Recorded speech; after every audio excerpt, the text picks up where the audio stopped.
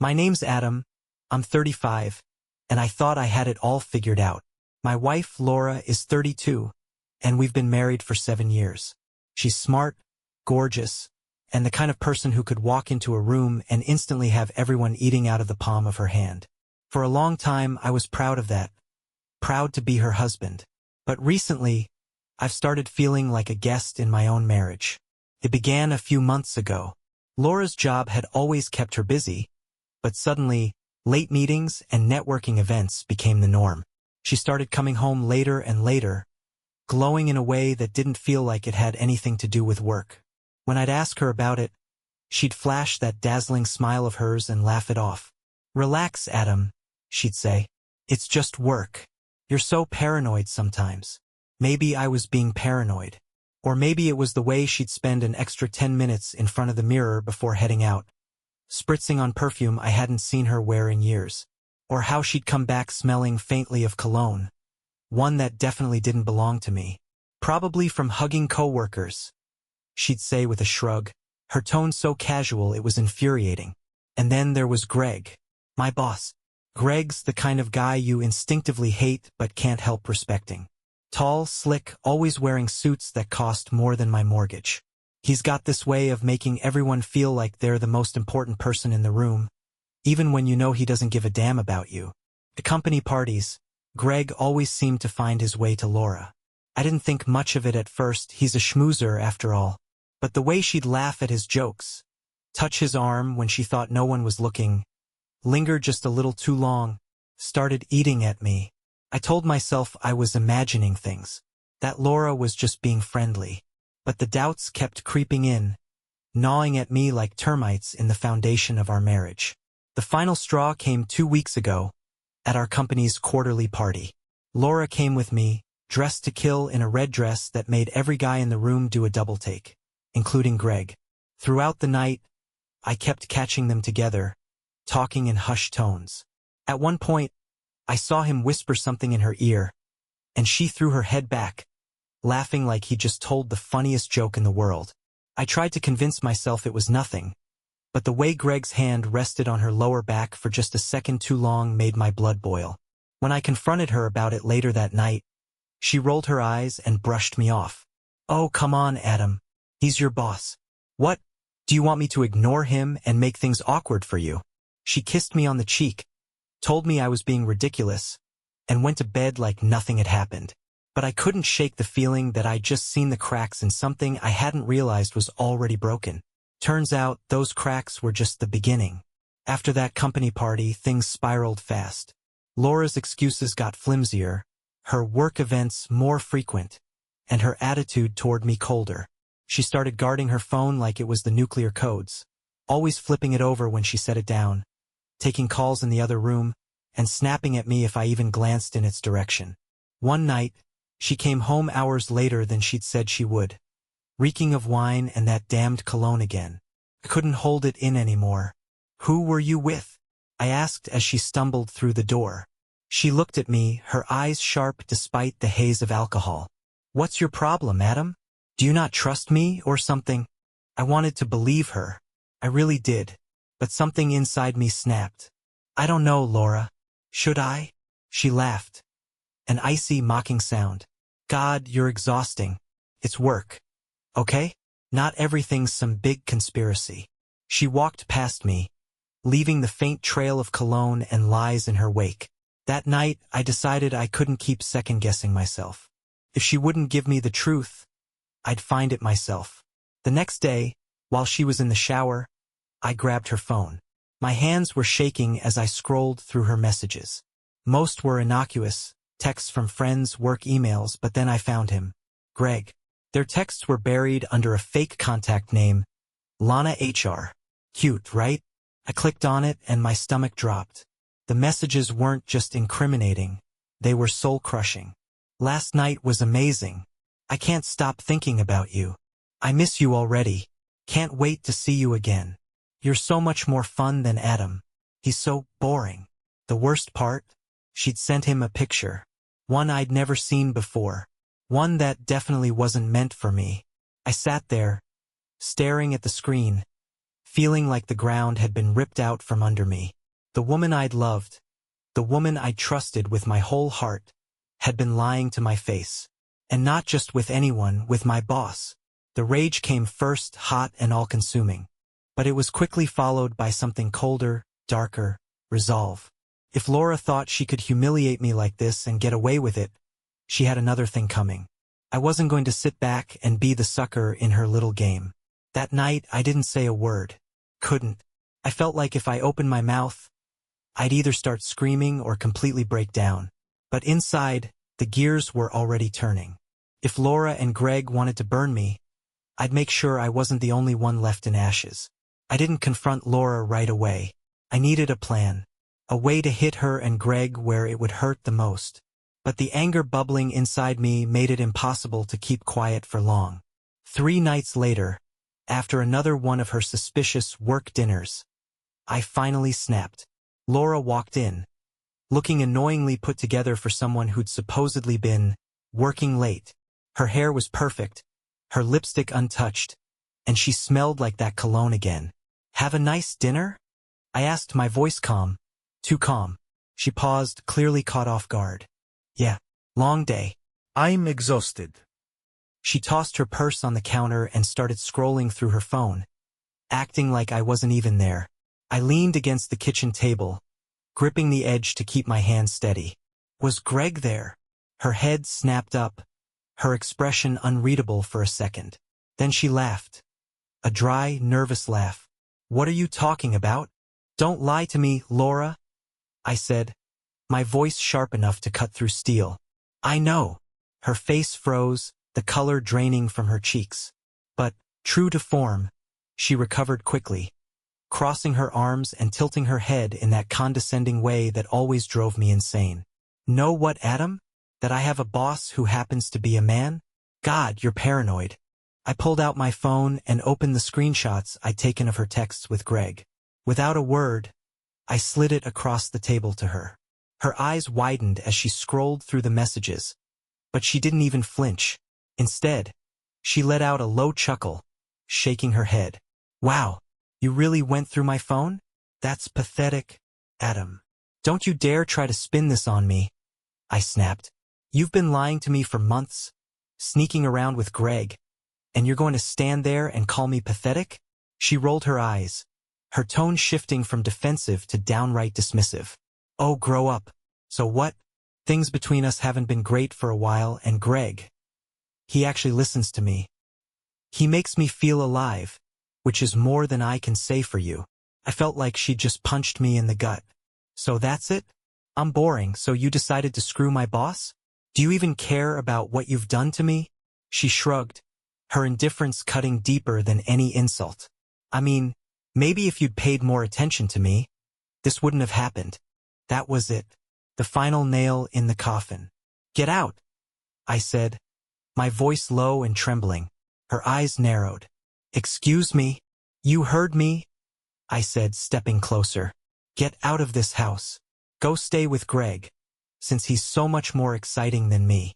She opened her mouth to argue, but I cut her off. "I'm done, Laura. Done with the lies. Done with the excuses. Done with you." She stared at me for a long moment, then grabbed her purse and stormed out, slamming the door behind her. The second she left, I felt a strange mix of relief and devastation. I'd stood up for myself, but I was also painfully aware of the gaping hole she'd left behind. I didn't know what I was going to do next, but one thing was certain. Greg wasn't walking away from this unscathed. In the days after Laura left, the reality of the situation began to sink in. My marriage was over. My home felt like a ghost town, and the humiliation of her betrayal hung over me like a storm cloud. But more than anything, I couldn't stop thinking about Greg. This wasn't just some random guy Laura had cheated with.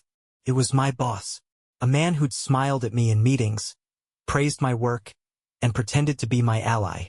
All the while, he was sneaking around with my wife. The anger simmering inside me reached a boiling point. I started obsessing over the texts, replaying every interaction I'd ever had with Greg. The way he'd laugh too hard at Laura's jokes at company parties. The lingering handshakes. The subtle digs about how lucky I was to have her. It all made sense now. But knowing wasn't enough. I needed Greg to feel the same gut-wrenching pain he'd inflicted on me. The opportunity came a few days later when I overheard a conversation at work. Greg was out of the office for the day, and one of my coworkers mentioned that his assistant had left the back door to the building propped open for a late-night delivery. It was like a light bulb went off in my head. That night, I drove back to the office with a duffel bag in the trunk. The bag held a canister of lighter fluid, some old rags, and a box of matches. I'd like to tell you I was thinking clearly, but the truth is, I was blinded by rage. Greg had taken everything from me. My marriage, my dignity, my peace of mind. Burning down his office felt like justice. I parked in the back lot, far from the cameras, and slipped inside through the propped open door. The building was eerily quiet, the kind of silence that makes your pulse pound in your ears. I made my way to Greg's office, the place where he probably sat texting my wife while I worked my ass off in the next room. The smell of his cologne still lingered. I set to work, dousing the carpet and furniture with lighter fluid, the rage fueling me like adrenaline. When I lit the first match, I felt an odd sense of satisfaction. Watching the flames take hold was like watching my pain burn away with it. But that satisfaction didn't last long. As the fire spread, I realized how real it was. The heat, the smoke, the crackling of flames, it wasn't just an idea anymore. It was chaos, and I was standing in the middle of it. I bolted, my heart pounding as I made my way back to the car. The flames were already visible from the street, a glowing beacon of my recklessness. As I drove away, the reality of what I'd done hit me like a freight train. I wasn't just some guy taking revenge anymore. I was a criminal. The next morning, the news broke. Office fire damages local business. Arson suspected. I sat at my kitchen table, staring at the headline on my phone, my hands trembling. The article went on to say that the fire had caused significant damage to the building, but, thankfully, no one was injured. Investigators suspected arson based on the evidence at the scene. My stomach churned. I thought about the lighter fluid, the matches, the cameras I'd avoided. Had I been careful enough? What if someone had seen me? Just as the anxiety started to consume me, my phone buzzed. It was a text from Laura. Guess you've heard about Greg's office. Crazy, right? I stared at the message, my blood boiling. She knew something. Or maybe she just thought it was a coincidence. Either way, I didn't respond. At work, the tension was palpable. Greg hadn't shown up, and people were buzzing with gossip about the fire. I kept my head down, pretending to focus on spreadsheets while my mind raced with worst-case scenarios. Then my manager, Susan, pulled me into her office. "Adam," she said, closing the door behind her. "I need to ask you something, and I need you to be honest with me." My heart dropped. Was this it? Did they know? "Sure," I said, trying to keep my voice steady. "Do you know anything about the fire at Greg's office?" she asked, her tone neutral but sharp. I forced myself to look confused. No. "Why would I?" She studied me for a moment, then nodded. "Okay, it's just, I know you and Greg have had some tension lately. People have noticed. I wanted to make sure you weren't caught up in anything." The relief was immediate but fleeting. I realized how close I'd come to being exposed. That night I couldn't sleep. Every time I closed my eyes, I saw the flames, heard the crackling wood, smelled the smoke. What had felt like justice in the moment now felt like a ticking time bomb. I needed to know what Laura knew. The next day I called her. She answered on the second ring, her voice dripping with fake sweetness. Adam. What a surprise. "Cut the crap, Laura," I said. "What do you know about the fire?" She laughed, and the sound made my skin crawl. "Why would I know anything? Unless you're implying something, Adam." "Don't play games with me," I snapped. "You've been talking to Greg, haven't you?" "Maybe," she said, her tone smug. "Not that it's any of your business anymore." My fists clenched. "You're unbelievable.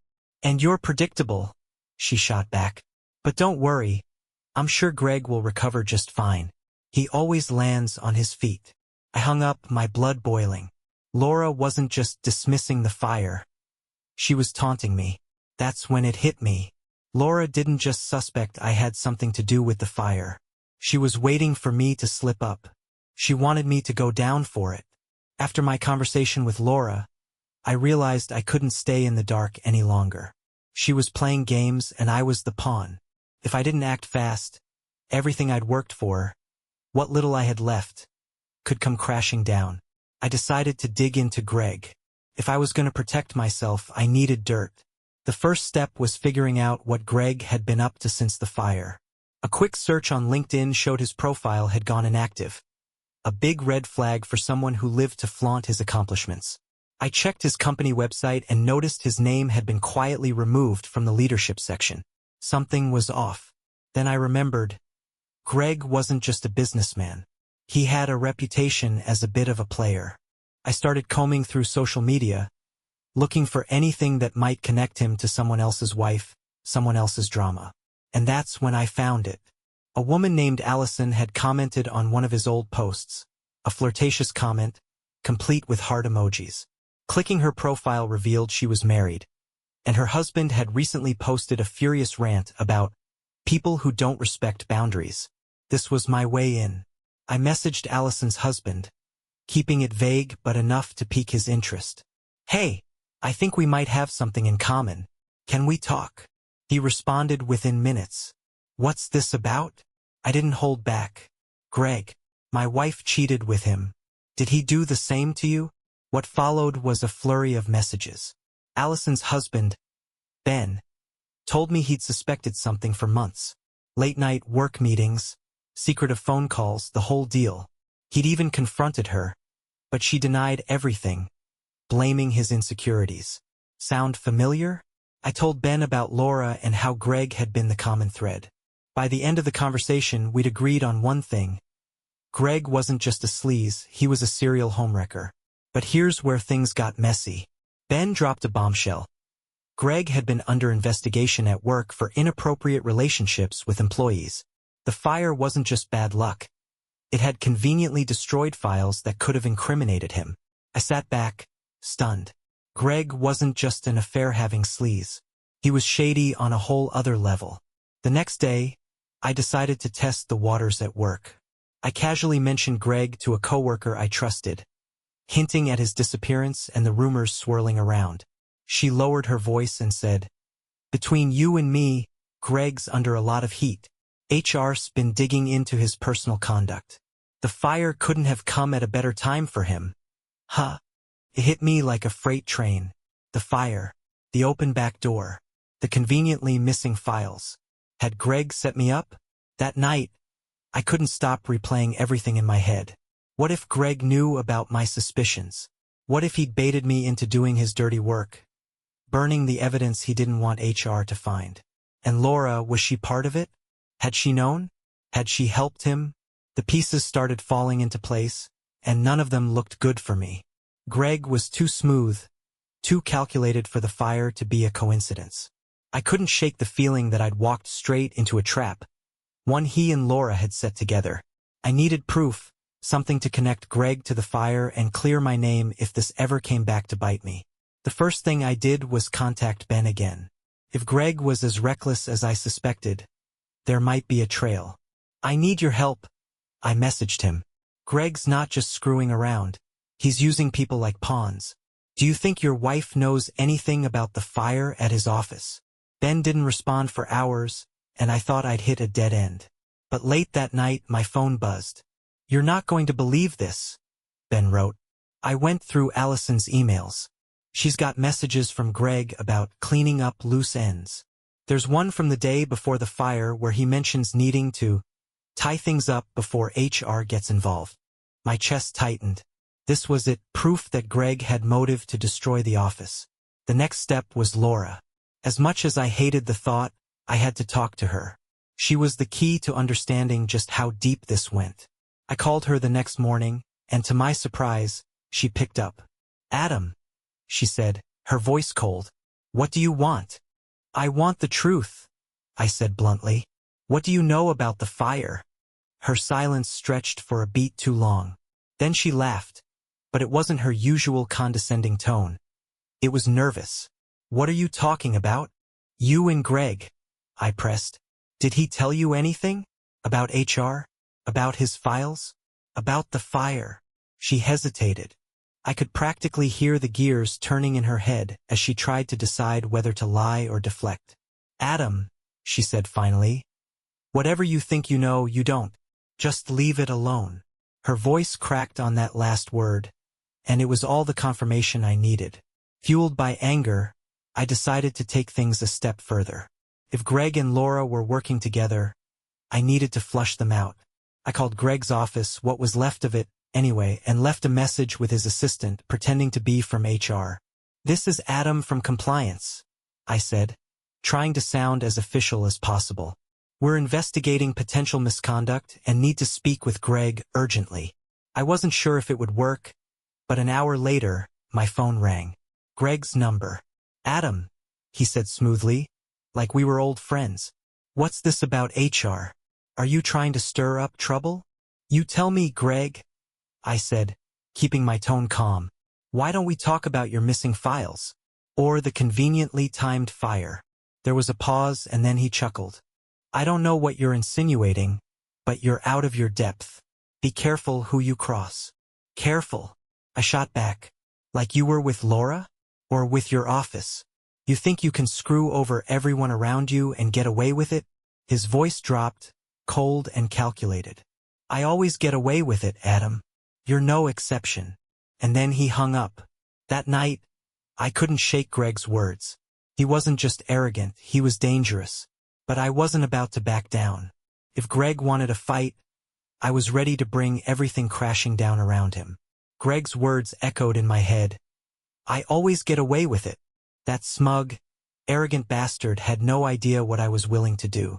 If he thought he could manipulate me into being his scapegoat, he was about to learn how wrong he was. I spent the next few days gathering everything I had. Texts, emails, the recording of our phone call, and the messages Ben had found. It wasn't ironclad, but it was enough to paint a damning picture. Greg wasn't just shady, he was a ticking time bomb. Then I made my move. I knew Greg had a lunch meeting scheduled with a few board members at a high-end restaurant downtown. Perfect. I called in a favor from a former coworker, Julie, who'd left our company a year earlier after a falling out with Greg. She hated his guts almost as much as I did.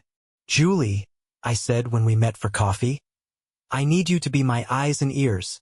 Greg's about to get exposed, but I need someone on the inside to make sure it sticks. She grinned. I've been waiting for this day. Tell me what you need. Julie agreed to record the meeting discreetly. Meanwhile, I waited outside, pacing back and forth on the sidewalk, my heart pounding.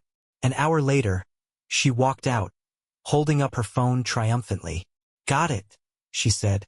I didn't waste any time. I played the recording right there, and my stomach churned as Greg's voice filled the air. The fire was a necessary evil, he was saying, his tone casual. HR was breathing down my neck, and I couldn't afford to let them dig any deeper. Those files would have sunk me. One of the board members asked, and what about Adam? He's still with the company, right? Greg chuckled. He's nothing to worry about. If anything comes up, we'll pin it on him. He's got motive, angry husband, all that. Nobody will question it. I clenched my fists so hard my nails dug into my palms. This wasn't just a setup, it was a calculated attempt to ruin me completely. Armed with the recording, I went straight to HR the next morning. I laid everything out, the texts, the emails, the call with Greg, and now this bombshell recording. The head of HR, a no-nonsense woman named Sharon, listened intently, her expression growing darker by the second. This is serious, Adam, she said finally. If what you're saying is true, Greg's actions could expose the company to massive liability. Then do something about it, I said, my voice firm. She nodded. We will. But you need to be prepared. Greg isn't going down without a fight. The fallout was swift and brutal. Within days, Greg was placed on administrative leave pending an internal investigation. The news spread like wildfire through the company, and people who'd been afraid to speak out started coming forward with their own stories about his misconduct. Laura? She didn't escape unscathed either. Sharon told me she'd been questioned as part of the investigation, and that her connection to Greg had raised more than a few eyebrows. By the end of the week, Greg had resigned under pressure, and Laura had gone radio silent. But the real satisfaction came when Greg's dirty laundry hit the local news. The fire, the affairs, the cover-ups, it all came out. Watching him squirm on TV, trying to salvage his reputation, was like poetic justice. With Greg out of the picture and his reputation in ruins, I felt a weight lift off my chest. But there was still one loose end to tie up: Laura. She'd been quiet since the investigation started, which only made me more suspicious. Was she hiding out of guilt, or had she been pulling strings behind the scenes, hoping to salvage whatever scraps of her life she had left? I didn't have to wait long to find out. A week after Greg's resignation, Laura texted me. "We need to talk, face to face." For a moment I considered ignoring her. She'd already done enough damage. But then I thought about everything she'd put me through. Her lies, her betrayal, her complete disregard for me and our marriage. I deserved answers. We met at a coffee shop, one of those trendy places where everyone pretends they're working on the next great novel. Laura walked in wearing sunglasses and a trench coat, like she was trying to avoid being recognized. "Adam," she said, sitting down across from me, her voice calm but strained. "Laura," I replied, keeping my tone cold. "What do you want?" She pulled off her sunglasses and sighed. I'm sorry. Okay. "For everything. I screwed up." I leaned back in my chair, crossing my arms.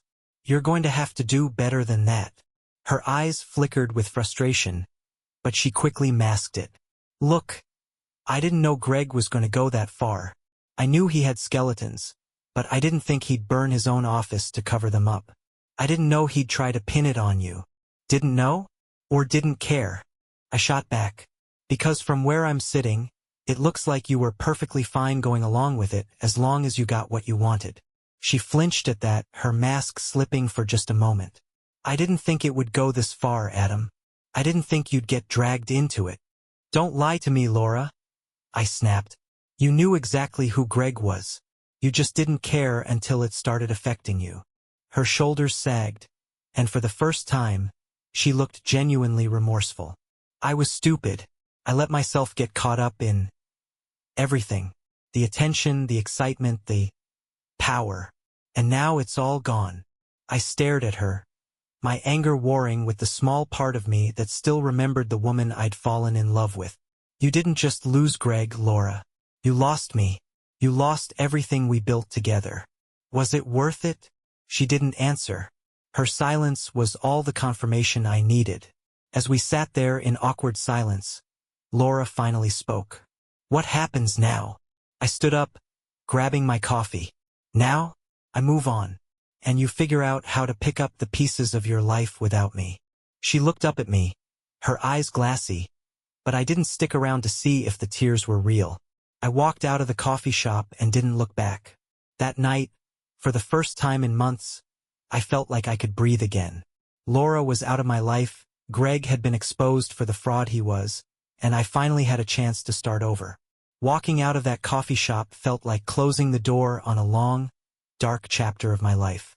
Laura's betrayal, Greg's manipulation, the fire. All of it had taken a piece of me. But for the first time in months I felt something else, hope. That night, I sat on my couch with a glass of whiskey, replaying everything in my mind. The pain, the anger, the chaos. It was all still there, but it wasn't crushing me anymore. Ide surviva. The next few weeks were about rebuilding. I threw myself into work, determined to prove I wasn't just Greg's guy, or some collateral damage in his downfall. With him gone, the company had shifted focus, and my contributions were finally being recognized for what they were: valuable. I started going to therapy, which was something I never thought I'd do. Talking about everything, Laura's betrayal, my own mistakes, the fire, helped me unpack the weight I'd been carrying. My therapist didn't judge me for the things I'd done, but she made me confront the why. "Revenge feels good in the moment," she said during one session, "but it doesn't heal the wound. Only you can do that." I also began reconnecting with friends I'd drifted away from during my marriage. It was awkward at first, explaining why Laura wasn't in the picture anymore, but most of them weren't surprised. A few even admitted they'd seen red flags I'd been too blind or too in love to notice. "You deserve better, man," my best friend, Jake, told me one night over beers. "And now you've got the chance to find it." As for Laura, I haven't heard from her since that day at the coffee shop.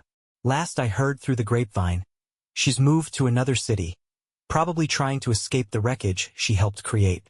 I don't hate her anymore, but I don't pity her either. She made her choices, and now she's living with the consequences. Greg?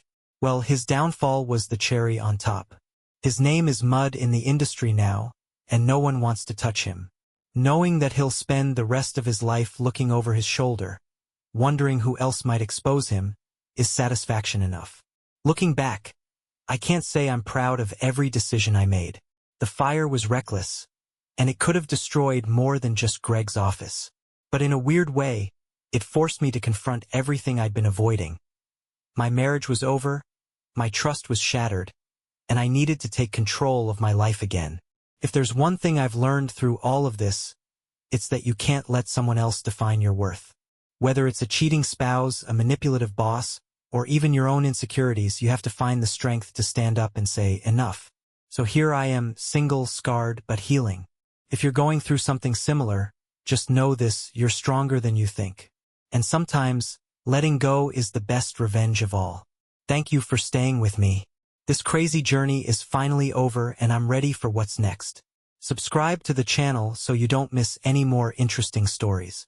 And leave a comment with what you would do in this situation. See you in the next videos.